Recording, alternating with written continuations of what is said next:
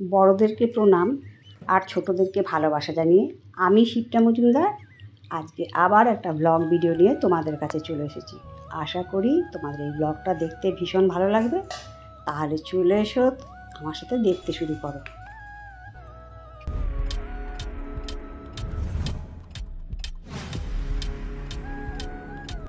সবাইকে শুভ সকাল জানিয়ে আমি এখন থেকে ব্লগটা শুরু করলাম। দেখো, আমি আমাদের দুজনের জন্য চা তৈরি করে নিয়েছি আর 4টে বিস্কুট নিয়ে সকালটা শুরু করে দিলাম। তারপরে আমি স্নান টান সেরে পুজোর ঘরে চলে এসেছি। পুজো পাঠটাও করে নিই। ঠাকুরকে সমস্ত ভোগ নিবেদন করা হয়ে গেছে। ধূপকাঠি প্রদীপ জ্বালিয়ে আমি এখন পুজোটা সেরে নেব।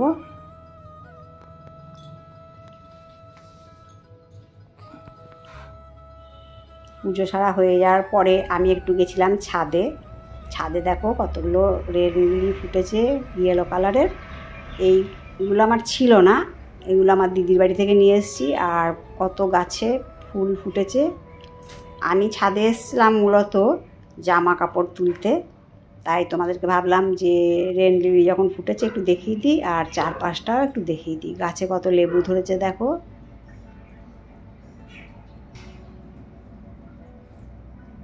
আর এইদিকে গাছে অনেকগুলো ডালিম ধরেছে।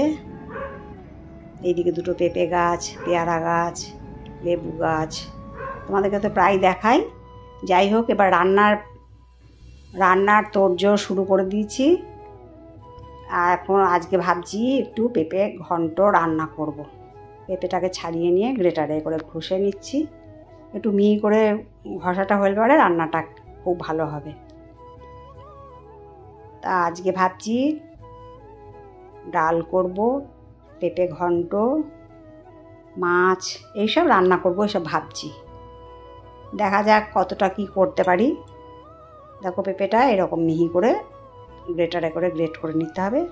দেখো, সম্পূর্ণ পেঁপেটা আমার গ্রেট করা হয়ে গেছে। এইটা দিয়ে আজকে পেঁপে ঘন্ট রান্না করে দেখাবো। যাই হোক, এখন বাজছে বেলা 10টা। আকাশ ভেঙে যেন বৃষ্টি নেমেছে হঠাৎ করে। মানে ভাবতেও পারিনি। সকালবেলা তো একটুখানি হালকা হালকা রোদ ছিল, যেন আকাশ ভেঙে পড়েছে। কত জোরে বৃষ্টি নেমেছে তোমরা দেখে বুঝতে পারছো। চারদিকটা ধোঁয়াশার মতো হয়ে গেছে। আজকে প্ল্যান করেছিলাম যে রাত্রেবেলাতে একটুখানি রথের মেলা যাব। গতকালও রথের মেলা যাব বলে কাপড় চোপড় করে রেডি হয়েছিলাম। রাত্রেবেলাতেও বৃষ্টি নেমে যাওয়াতে আর যাওয়া হয়নি। আজকে যেতে পারবো বলে মনে হয় না। দেখো কত জোরে বৃষ্টি হচ্ছে। সমস্ত প্ল্যানটা আজকে ভেস্তেই গেল।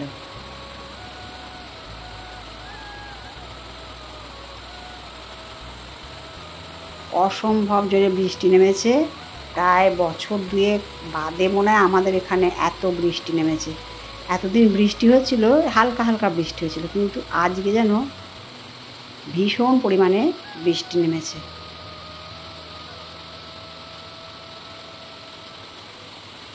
চারদিকে তোমাদেরকে দেখিয়ে দিচ্ছি। গাছপালাগুলো যেন প্রাণ পেল। বর্ষাকালে তো গাছপালা ভীষণ বাড়বাড়ন্ত হয়ে যায়, আমরা জানি, বৃষ্টির জলে। যাই হোক, ভীষণ ভালো লাগছে এই বৃষ্টির মধ্যে। আমি ছাদে এসে বেশ করে ফটো তুলছি। রান্না বান্না পাটে উঠেছে, আগে আমি ভিডিও করে নিই তোমাদের কাছে শেয়ার করতে পারবো বলে। পরে দেখা যাবে কি রান্না করি আর না করি।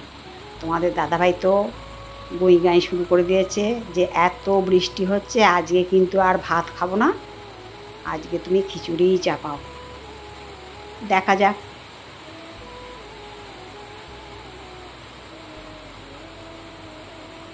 আমি অনেকক্ষণ থেকে বৃষ্টির ছবি দেখাচ্ছি তোমাদেরকে। তোমাদের তো রথের মেলার ছবি প্রায় অনেকের দেখছি, কিন্তু আমার তো রথের মেলা যাওয়া হলো না। এখন দেখা যাক কবে যাই।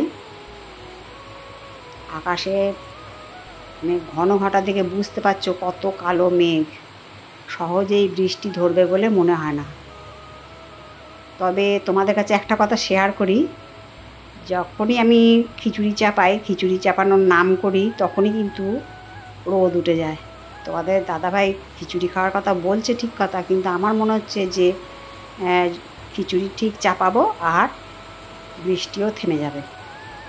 কিন্তু সে বলছে যে আজকে বৃষ্টি থামার নাম নেই, আজকে সারা দিন সারা রাত ধরে বৃষ্টি হবে, তুমি খিচুড়িই চাপাও। তাই প্ল্যানটা করেও ভেস্তে দিতে হলো। রান্না বান্না সব শিখে তুলে রাখলাম, এখন খিচুড়ির তোড়জোড় করবো আর একটু পরের থেকে। তাই আমি মন ভরে ছাদে এসে ভিডিও করছি, চারপাশটা তোমাদেরকে দেখাচ্ছি। দেখো কত সুন্দর দেখতে লাগছে।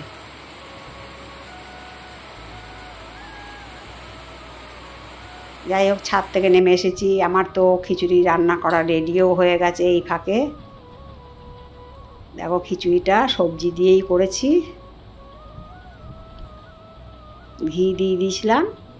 রান্নাটা আর তোমাদেরকে তৈরি করে দেখায়নি, আমি একবারে ডাইনিং টেবিলে বসেই দেখালাম।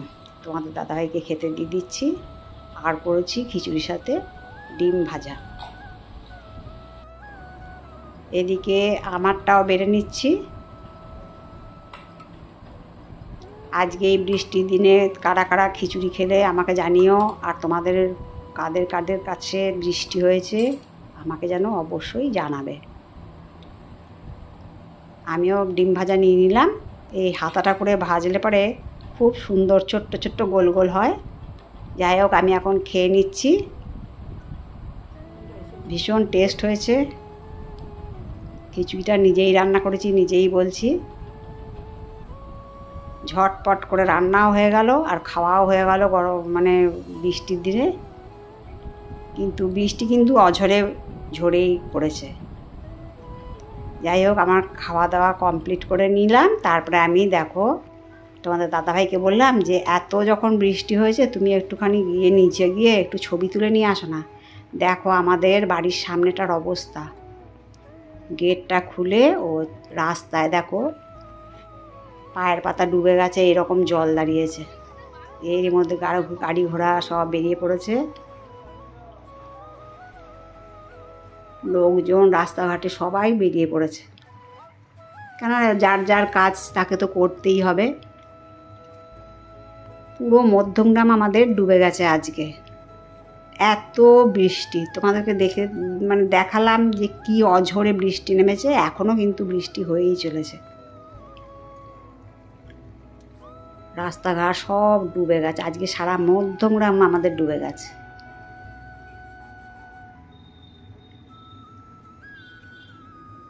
আশা করছি বন্ধুরা আজকের আমার ভিডিওটা তোমাদের ভালো লেগেছে। যদি ভালো লাগে লাইক শেয়ার কমেন্ট আর সাবস্ক্রাইব করে আমার চ্যানেলের পাশে থেকো। আর যদি কোনো নতুন বন্ধু এসে থাকো অবশ্যই বেল বাটনটা অন করে দিও, তাহলে সমস্ত নোটিফিকেশান তোমাদের কাছে পৌঁছে যাবে। আর আমার যত কাছের দূরের বন্ধু আছো তোমরা আমার প্রাণ ভরা ভালোবাসা নিও। আর আমার এই আজকে বৃষ্টির দিনের হঠাৎ করে সমস্ত কিছু প্ল্যান চেঞ্জ হয়ে গেল, ভেস্তে গেল। এই ব্লগটা তোমাদের কেমন লাগলো অবশ্যই জানাবে। দেখো আমাদের গ্যারেজ ঘরেও কিন্তু জল ঢুকতে অলরেডি শুরু করে দিয়েছে। আর একটুখানি বৃষ্টি হলে পরেই আমাদের উঠানে জল ঢুকে যাবে। আর আমাদের এখানে কথা আছে যে আমাদের বাড়ি যদি ডুবে যায় তাহলে মধ্যমগ্রামের অনেক বাড়িই ডুবে যাবে, এরকম। আমাদের বাড়িটা অনেক উঁচু। যাই হোক, গাছপালাগুলো যেন আমার বাঁচলো। দেখো কুমড়োর গাছ উঠেছে, তারপরে এই দিকে তো আরও অন্যান্য গাছ আছে। কুমড়ো গাছটাকে মানে আমাদের গ্যারেজের ওপরে টিনের চালেতে ছড়িয়ে দেওয়া হয়েছে টানা দিয়ে।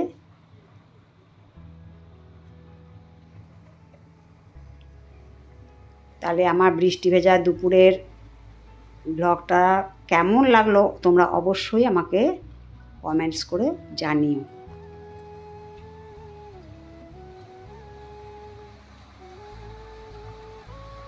আমার মনটা বেশ খারাপও হয়ে গেল যে এতটা প্ল্যান করলাম যাব বলে সব কিছু ভেস্তে গেল। ওই দেখো দাদাদের কাছে অনেক আম ধরেছে, আবার ওইটা হলো কলমের গাছ, 12 মাসের গাছ, অনেক আম ধরেছে। আর ছেলেপেলেরা ছাতা দিয়ে মাথায় দিয়ে বেরিয়ে পড়েছে।